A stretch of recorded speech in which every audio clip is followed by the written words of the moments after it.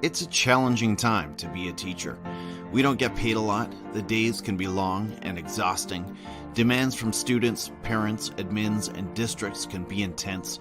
There's always room for improvement and there is always more to do. There are always new procedures to learn, new programs to run, new strategies to master. But it's when our fire burns the lowest that we remember our purpose. We teach because we're resilient. We teach because we're problem solvers. We teach because investing in kids is one of the highest callings we can imagine. We teach because we know that the classroom can be a place of magic and possibility. We teach because we have an unquenchable fire for learning and a passion to share it. We teach because our colleagues are some of the best human beings we will ever meet. We teach because we have an opportunity to influence the global citizens that will make this world a better place. If you're still on fire for learning and growth, join the Teachers on Fire Roundtable for conversations that will warm your heart, spark your thinking, and ignite your practice. You'll hear from real people and real educators with real solutions, not make-believe perfection, but ideas, inspiration, and a path toward change and transformation in K-12 education today. My name is Tim Cavey. I'm an 8th grade teacher, assistant principal, and the host of the Teachers on Fire podcast. I'm inviting you to join us at the Teachers on Fire Roundtable. Because you matter, your voice is important, and we are all better together.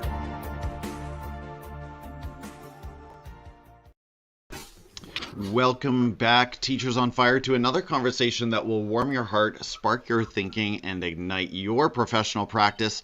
I'm excited to dig into the topic of student innovation and entrepreneurship in our schools this morning with Don Wettrick, one of the leading voices in this space and someone I've been looking forward to speaking with for literally years. So I'm so excited to have him on the show. Thank you for joining us. If you are here, whether it's in the live audience this morning, thank you for waking up early. If you're out here with me on the west or wet coast, as we like to call it, and if you're joining us on the replay, that's amazing as well. Thank you so much. Let us know where you are joining from. Say hello, and thank you, Shannon, for joining us from Prince George, British Columbia. She says, big 20-time PBL user here. Excited to hear Don this morning, always learning. Well, thank you so much, Shannon, for joining us bright and early. We appreciate you. Well, Don, it's over to you. Thank you again for joining me this morning. I am so honored to have you here. Would you start by just introducing yourself and giving us some brief context around your work in this space?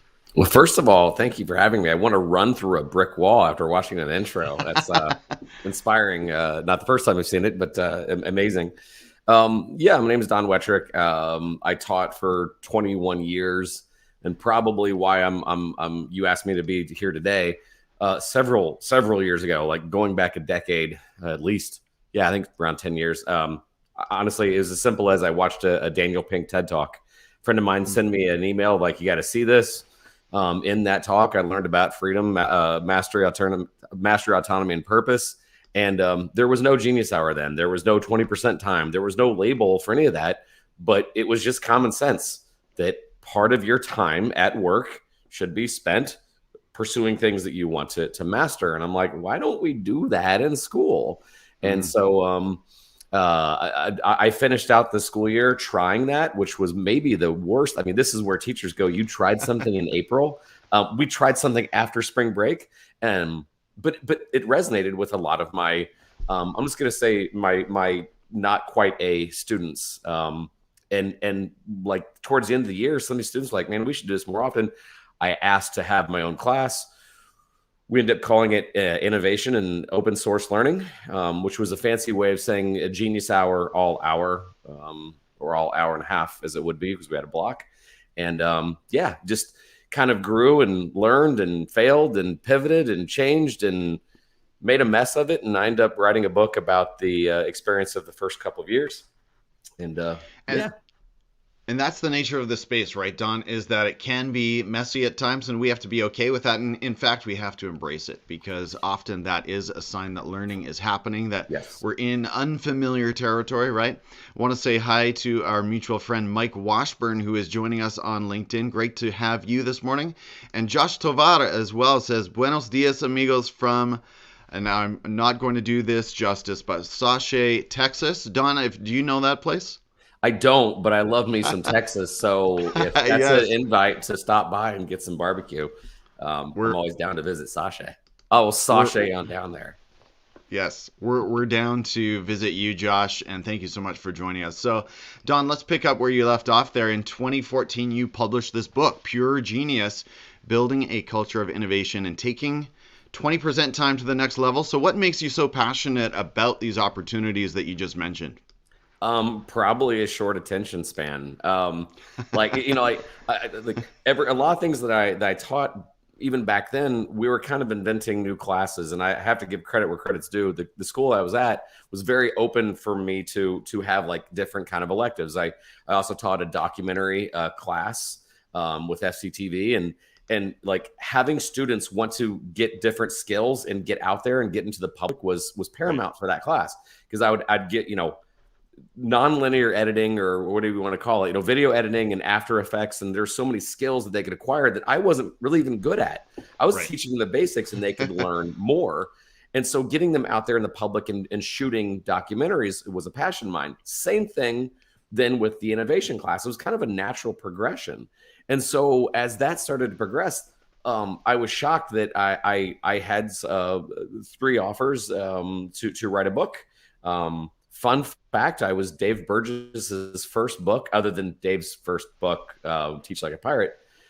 Yeah, that's where that's where he had the you know what, maybe I should help you publish this. And I helped get Dave kickstarted. Hello, David, if you're watching. But no, I that first book was magical. It was kind of an admission on what I did wrong and some of the mistakes I made. But then kind of a guide on how to use social media and get students kind of out there. Book number 2 should be done by now. Book number 2 was really going well during the COVID times, and then I run a nonprofit, and my time now is shockingly short. So. Well, and I want to hear more about that nonprofit. But first of all, I'm going to ask you, how do you think the educational landscape has shifted? I mean, 8 years in online time is a lot of time. And although we still practice Genius Hour, where do you feel like schools are at with Genius Hour, 20% time passion projects today? I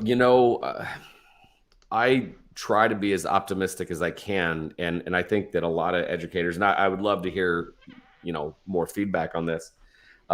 So I'm no longer currently in the classroom. I'm running this nonprofit. I get to visit a lot of classrooms though across the state. I think that it's taken a step back. I've actually known schools that had their own kind of Genius Hour innovation class. A lot of them got canceled because of COVID. A lot of schools went to the bare bones of look, if we're going to be online or we're going to be virtual, here's math, science, language arts. We in my opinion, I think that we've taken a step backwards because of COVID, and I understand why. And yet at the same time, students starting to work on things that they're maybe some skills that they didn't teach in school. I mean, now would be the perfect time. So I fear, and again, I hope that I'm wrong. So if anybody has oh no, Genius Hour is growing in my class, or 20% time is growing in my school, would love to hear from you. Desperately would love to hear from you. But my fear is it's taken a step back because of COVID. We know that when the lockdown happened in March, April of 2020, that there was a lot of talk about, focusing on what's really important, focusing on those core subjects, as you talked about. And sadly, I do think Genius Hour, in some contexts at least, was pushed to the side, those kinds of inquiry-based learning opportunities. But you could make the case, as I'm sure you do, that this kind of learning is really the heart of what we do. I mean, it gives students that passion, that joy, that connects with their truest interests and areas of growth for sure. So I want to talk about startups, Don, because you and I connected a little bit on Instagram a few weeks ago about this topic of startups. I've read a few startup books, the story of Twitter, the story of Netflix. I love these stories, these scrappy beginnings from these companies. It was super messy as they got it off the ground. You work with young entrepreneurs who are sort of involved in similar spaces. So what is it about the spirit of these companies that do you think educators and learners can take away? First of all, this may be my favorite question I've ever been asked, ever. If I'm ever doing an interview again, I hope they watch this and then they ask me again and again and again, because startup culture is learning, is experimentation, is that excitement of, oh my gosh, we're going to do this, of this, no one really knows what they're doing, but this is going to be incredible. It's that purpose, it's that drive, it's that I'm going to give life to something and bring it to the world. And yeah, Twitter and Netflix are one thing, but those small startups that are solving small problems are amazing too.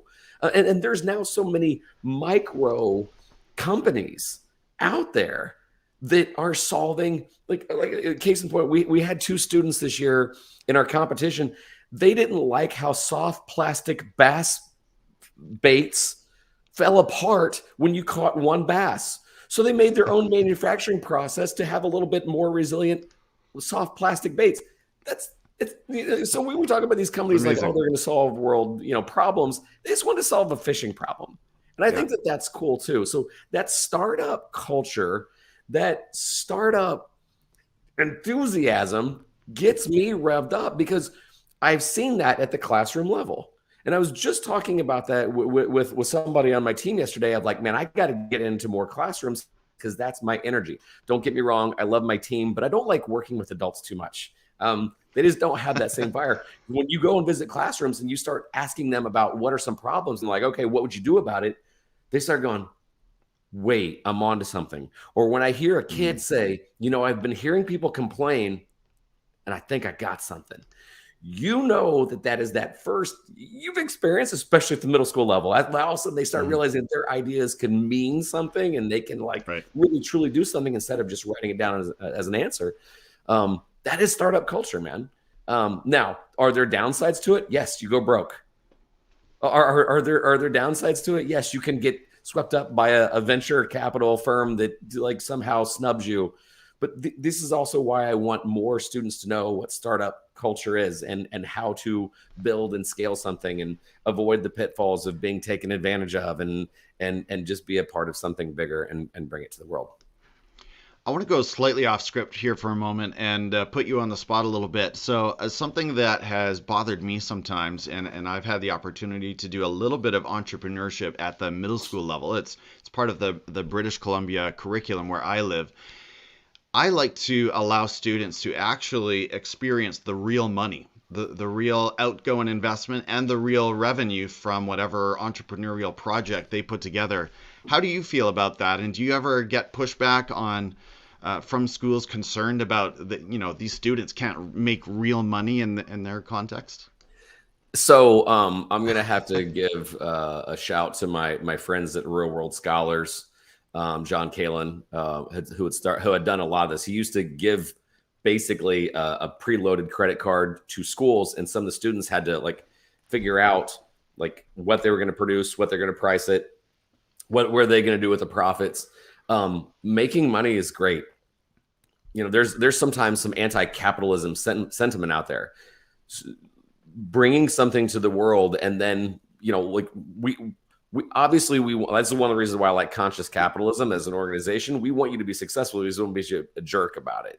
But whether students can make money from the classroom, it's a great experiment. Can it get messy? Yes.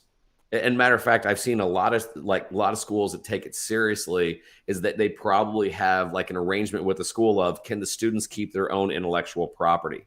That is our buddy Tech Rabbi. I know that his students are probably starting to work on things right now that I'm quite positive he's probably got an arrangement with the school of whatever the students invent, they get to keep their own IP. But even at the middle school level, if they make money, let's say they end up making a lawn chair or benches or something, that they craft, them keeping the money, it probably won't happen. It'll probably go back to another fund to buy more instruments or equipment or whatever. And that's fine too. Like small case in point, when I did the documentary film class, we also had, we found out that like in most towns, there's a cable access channel and you are allowed to have access to it. We're giving them programming. We ended up shooting some commercials for some local, actually in one case, a company out in San Diego. And then what happened to the money? The money got to buy more equipment. Matter of fact, I wrote that in the book. Like we shot on decent cameras. And then when we started shooting commercials for other companies, and again, not high end, but it was enough to like, dude, now we can afford, a cinema lens or a better DSLR. And that's a great problem to have when you bring in real money. Mm-hmm. No, I just think it's such a valuable learning opportunity to actually get them putting together those profit and loss statements in Google Sheets or Excel or whatever you're using and actually realize the consequences. I mean, some of these little startups in my entrepreneurship class actually lost money, and we can talk about, where they went wrong. They underpriced, they over projected their demand and so forth. So there are tons of really practical learning experiences there. All right, so let's continue thinking about students involved in these entrepreneurship activities. We've been hearing about the growth of the gig economy for years. So, big question here. When you talk to juniors and seniors who are weighing their college options versus their entrepreneurial dreams, what's your message? And I should say that we know that skilled trades, there's as much demand for the skilled trades today as ever. We need our professionals. So it's not to say that those things are going away, but how do you respond to those kinds of questions? Well, let's just address the gig economy first and then talk about acquiring skills. And it's going to unfortunately tie into exactly why I had the class that I did. Gig economy, there is a dark side to that. There is we don't want to pay our people what they're worth, so we'll go outsource it and find people for pennies on the dollar. That's a fact. But the people that are have a little bit more skills in that niche, I think the first thing is discover those pockets, discover that niche. This is exactly why I had the class Innovation Open Source Learning. What opportunities are out there? We had that saying, opportunities are everywhere. Constantly said it. So we'd listen to people complain. Man, I wish someone would do blank. Okay, there's an opportunity. And then kind of look at what skills were in the highest demand, because you don't need to start that skill when you go to college. You can start that skill as a freshman or as an eighth grader, the beginnings of that.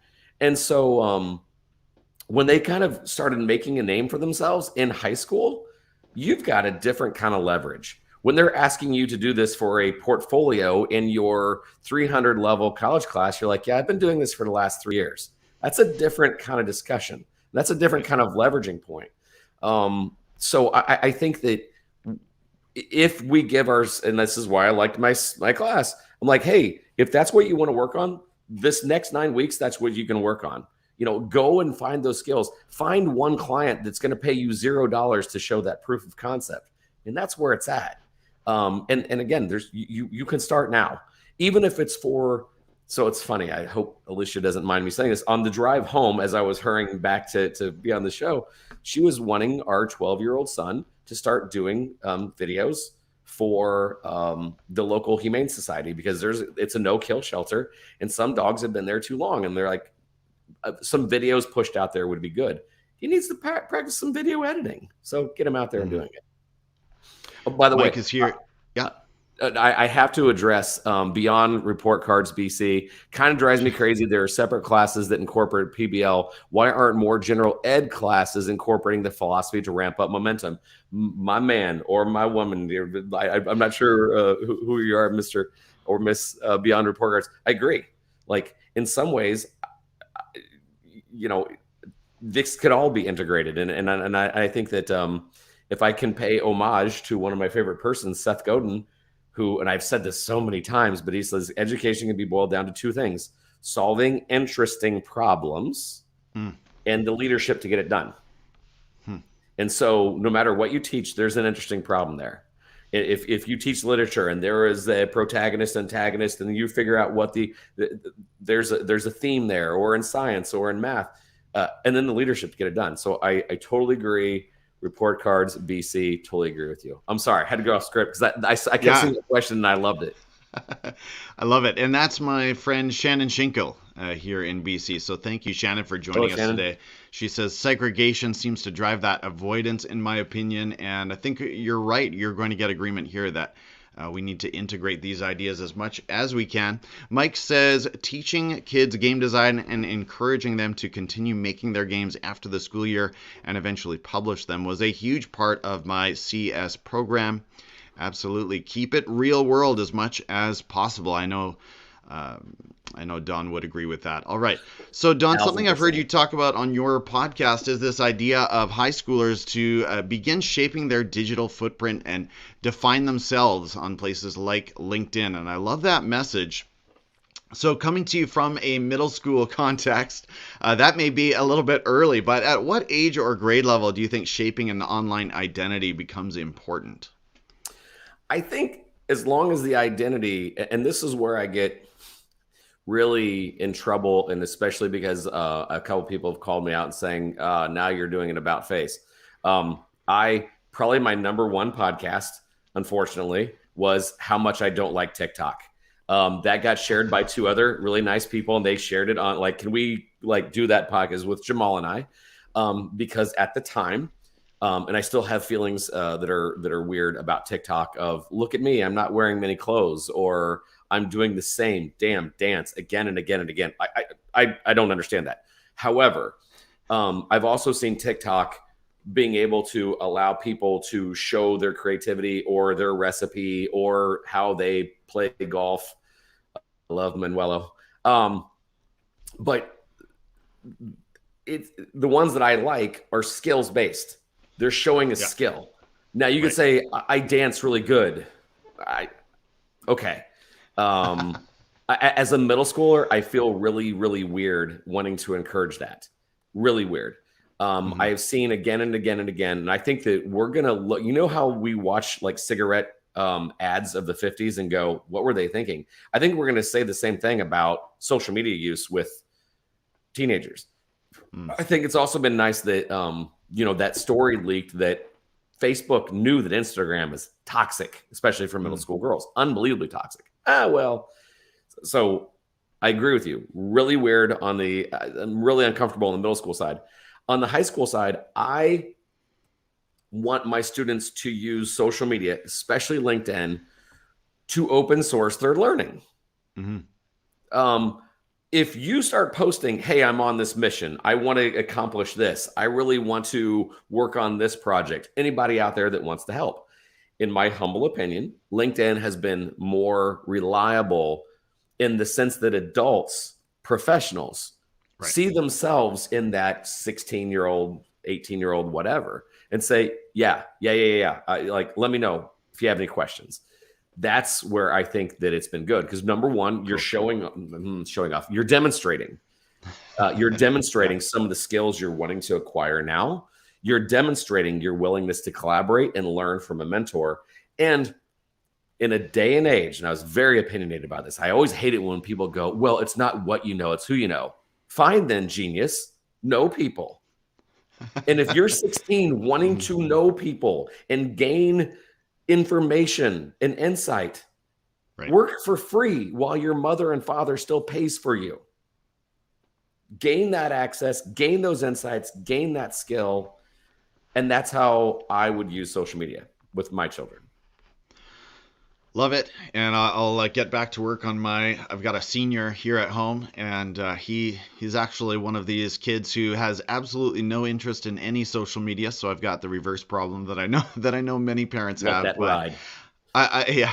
But I love what you're saying there about knowing people, building connections, defining who you are. I mean, if you want to go into mechanical engineering, start connecting with people in that space through LinkedIn. And LinkedIn is still, each of these platforms has sort of a different personality. I'm sure you'd agree that LinkedIn is still a place that is recognized as a place for serious work or people who are serious about their industry, their niche.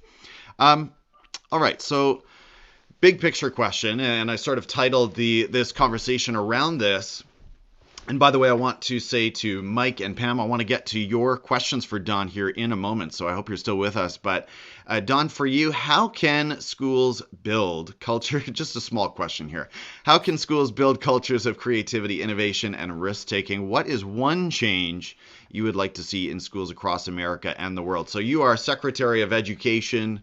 What's the first change that you make? Oh, my favorite thing to ask is, what is the purpose of school? And the most cliche answer and the most correct answer is to prepare kids for the future. Awesome. Let's start with there. What are the jobs of the future? That discussion will lead to a lot of insight. I don't like shoving things down people's throat. One time I was working with the principal. He's like, I'm going to make sure that our elementary, every teacher is basically required to do a genius hour. I'm like, please don't. But allow them to realize that doing this is going to ignite a lot of passions on students. The students or the teachers that don't want to do it, in that next year, they'll see all the joy that's happening on students that are allowed to or they wanted to. So I'd say, if my magic wand is, okay, like at the elementary level, and I'm going to quote one of my mentors, Tina Seelig. She talks about the 4 quadrants. You have imagination, creativity, innovation, entrepreneurship. Every child has a great imagination. That next step is creativity. So at the elementary level, I'm talking about creativity. I'm talking about not just things that are in the academic, but getting them to merge some things, asking, look, what their interests are. One time I jokingly said, what if you could amalgamate or mesh together, Fortnite dances with Minecraft, or creating characters that would somehow blend the two? Or how would a Minecraft character solve a problem in, for the 4th grade, whatever thing that they, whatever problem they found? That is creativity. At the innovation level, I think you can start that at middle school, because imagination is in your head. Creativity is now in the world, and it's doing things a little bit differently, or different kinds of approaches, or at least different approaches for them, because they never thought of this. Innovation is things that now are novel and are solving problems. And so this can be the pitch competition of, I've got this huge idea. Realistically, they don't have $50 million to fund that idea, but that's okay. At the middle school level, I want them to dream big. I want them to be able to find these problems and go, what is an innovative approach? And at the high school level, my magic wand is create entrepreneurial solutions. And entrepreneurial solutions is that an event? Is that an app? Is that a service? Is that a product?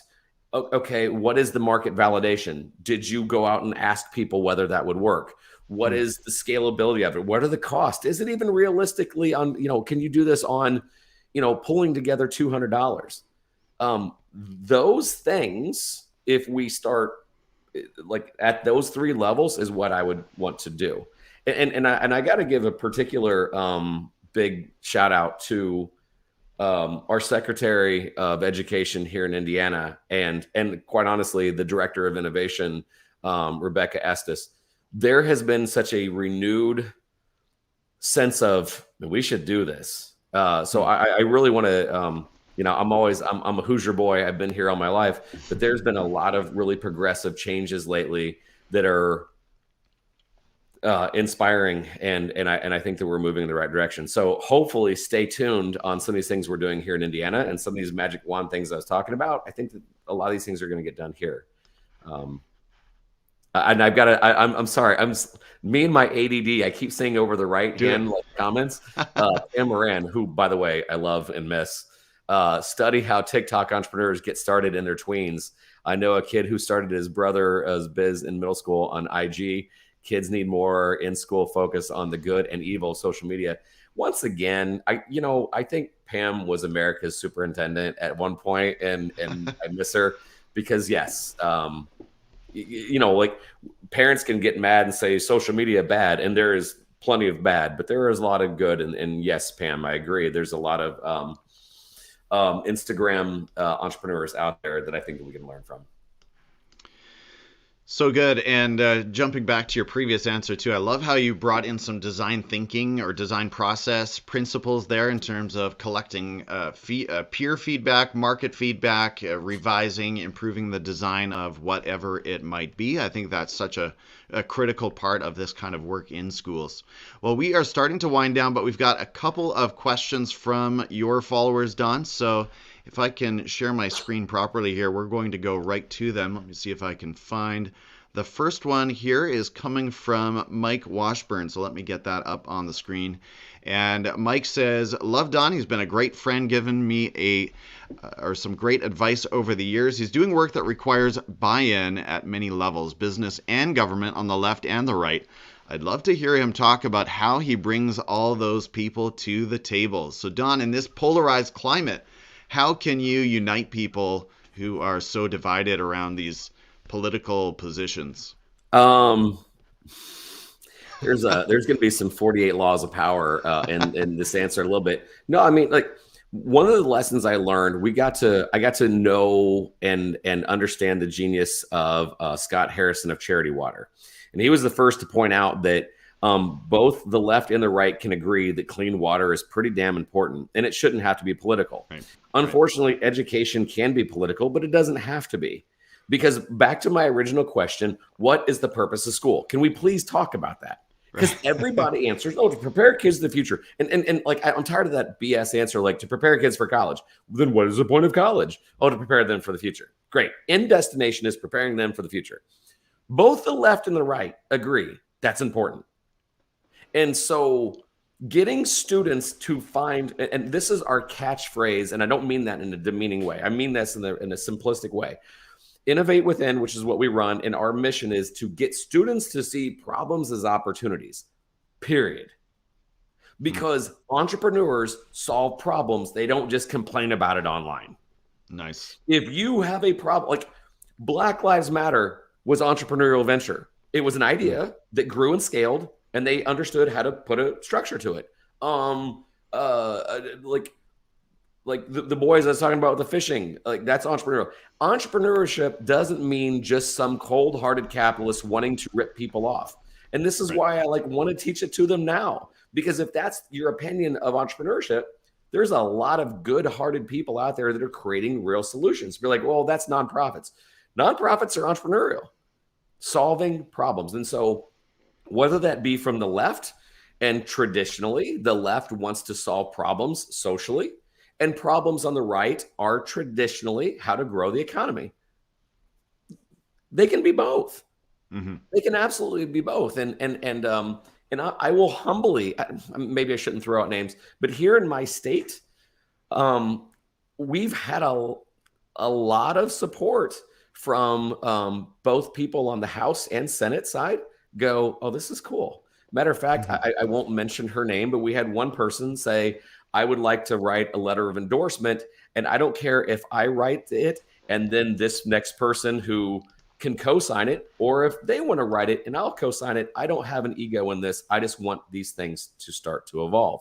So we both had a good laugh. I won't say what political party she was from, but we had a good laugh. She's like, oh my gosh, Don, we're agreeing on things. And because this is serious. This is the fate of the United States, of the innovation economy is important. There's a ton of opportunities out there. There's a ton of problems to solve. And if we're just going to sit around and memorize things and don't look out for opportunities and the problems as opportunities, it's bad. It's really, really bad. Mm-hmm. So I like working with both the left and the right. Anybody that's known me for a long time knows how unbelievable centrist I am. And then I want to work with anybody that wants to create better solutions. Fantastic. You can't beat problem solving. Simply building innovation and ingenuity around solving problems in the world around us. And that's, again, part of that design process. You think of those pitches that we've all seen on shows like a Shark Tank or Dragon's Den, where that empathy piece or that calculation about solving a problem didn't really happen. And that's when pitches die, because you're not really meeting a genuine need in the marketplace, right? Well, we Yep. want to go to one more question, and that is from Pam. So let me pull that up. She While you're says, pulling up that question, let me also acknowledge the yeah. fact that Mike was the one that asked that question, but Mike also knows what he's doing. I've seen that guy grow and scale and really understand the esports world and just the Twitch world, and have always enjoyed what he's doing. So I'm glad that he was the one that asked that. Yeah, shout out to you, Mike. We appreciate you. You continue to inspire, so thank you for all you do. And Pam says, Don, what's new that educators should be thinking, learning, and going? How are you? So, a couple of questions there, but is there something you've been reading about, thinking about lately that teachers need to be thinking about as well? This is, I hope this doesn't sound like a swipe. I really enjoy reading books that are concerned about the future, not just where we currently are. And I think that we should all start looking at current trends and then start playing out that scenario of if then scenarios, right? I think that the automation of things is going to be accelerating, especially now. So focusing on entry level jobs might be folly. Where are some of the opportunities, and having discussions around what is next, I think is paramount. It's uncomfortable. It's not something we've done much in education. And some of the answers we're going to come up with might go, but we don't do any of that, or we don't do much of that. Those tough conversations, sitting in that pain, needs to be done. And providing, I hate to go, we started with Daniel Pink and we kind of end with Daniel Pink. Yeah. What are some ways we can at least provide at least those A and P, that autonomy and purpose, give students some time to find things that they're passionate about, but tie or encourage a skill around wanting to pursue a passion. Don, one person who is inspiring you right now, who are you reading or listening to? You kind of touched on it in your last answer, but is there an author, podcaster, some other creator or thinker out there who is inspiring you? Oh man, that's like asking me what my favorite song is. I'm gonna hate answering this, and I should have thought about that answer more. I would say one of the persons that is truly inspiring me is,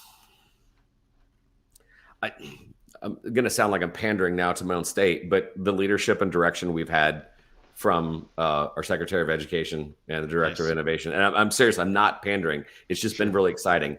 And then on the non-educational side, I think that he's one of the greatest. I still marvel on some of his answers. But Stephen Kotler is one of those guys that is deeply concerned about the future. I like his research into flow is amazing. His book, The Future is Faster Than You Think, which actually is a year old now. Some of those things are shockingly faster than you think. So I'm a big fan of Stephen Kotler. And lastly, I've already mentioned him once, but Seth Godin, whether you're into marketing or not, he's really into human behavior. And lastly, the GOATs, what got me hooked on podcasts years and years and years ago, Freakonomics. The Stevens, man, they challenge you to think differently. If you have time not catching up, if you've already caught up on the Teachers on Fire podcast, make sure you go to Freakonomics. Matter of fact, there's one probably like 8 years ago that they did a thing on what if education looked like Spotify. And really, I think it was not even Spotify. I think it was like one of the original streaming services. Like it was I think it was Pandora. But listen to that, because it was like Pandora eventually learns on what you need to be reinforced. And like, what if that was education, where you, like, the things that you were good at, it sped you up even more. And the things that you needed is to get proficient, it got you proficient, but it doubled down on what you were good at. That's a long answer. I'm so sorry, Tim. No, I love it. I love it. And You mentioned Seth Godin. He's been around for a while, but I still think what an amazing. I don't know if you get his daily emails done, but man, I don't know. He comes up with some thoughtful gems that will just get you thinking every single day. So appreciate him. Although Don, we both share a healthy reverence for Gary when he's not too right. potty mouthed.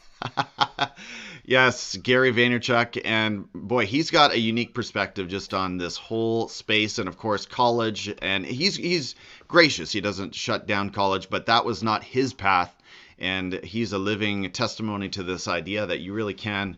It's a tremendous time of opportunity. To all of the people who say that ship has already sailed, he would say, absolutely not. It's maybe the best time in history to define your own business that is solving problems and helping people in the world. Well, Don, we are closing, but let us know about one project, a bit of research, a bit of writing, something you're involved in at the foundation right now that is really firing you up. Yeah. So we run Innovate Within, which is the state of Indiana's entrepreneurship and innovation competition. It is a full stack. It is free curriculum for any student in the state. It is a massive, and I mean a massive amount of scholarships from almost darn near the majority of schools and universities around Indiana. And awesome. It's also one of the biggest payouts in the country for young entrepreneurs, where we just launched year 5 now we're in. So we're excited about launching that. If you want to know more, if you live in Indiana, innovatewithin.org. It's free curriculum, free scholarships. But then more importantly, it looks like we're going to be growing and scaling to some other states, which is exciting. I'd say some of the other things that we're seeing that are trending, that are exciting, are socially based, impact based investing. There is, believe it or not, there's a lot of money out there for people that want to solve problems. And whether you're 12 or whether you're 52 or 82 or 102, people need solutions. And so I highly recommend anybody and everybody to, when they start walking, start looking, listening to people complain. What are some things that annoy you? What are some things that are bothering you? Start a journal, start thinking of ways that you can provide a better solution, and then form a team and do something about it. And if we can help, let us know. Yeah, that was such a gem right there. I'm going to replay that or just try to repeat it. Start tracking people's complaints and actually embrace them and think about what is in there that you can help solve. I love that too. Well, Don, this has been fantastic, and I'm going to continue to listen to the podcast and pick up whatever you are putting down. Speaking of that, how can we connect? What are the best places where we can find you? Oh, man. So shout out to Jamal, who you know Jamal. Right. We've taken a hiatus on our podcast just because our stress levels have been at max level. Sure. We're starting to grow our team, so I think we're going to have some more time. So our podcast should be up and running soon. I'm trying to get a little bit more active on Twitter again. I've kind of taken a step away from that, but believe it or not, we have an intern who is a rock star. She was actually a finalist 4 years ago for Innovate Within. Her name is Tiana. She has started, and this is where you're like, aha, a TikTok where we feature content. So it's Start Ed Up, because we're education within a startup. So Start Ed Up on TikTok. Tiana's starting to create daily content, and it's wholesome and it's good and it's skills based. And you'll get to meet Tiana, who is much better than me and more entertaining. So you'll also get to meet Tiana through that process. So connect with us on there on TikTok. There's a lot of information, or startedupfoundation.org. That's right.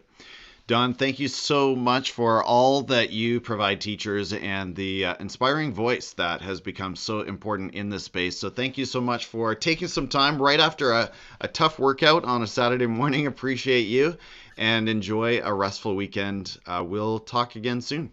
Thank you, Tim, and thank you for providing me this time.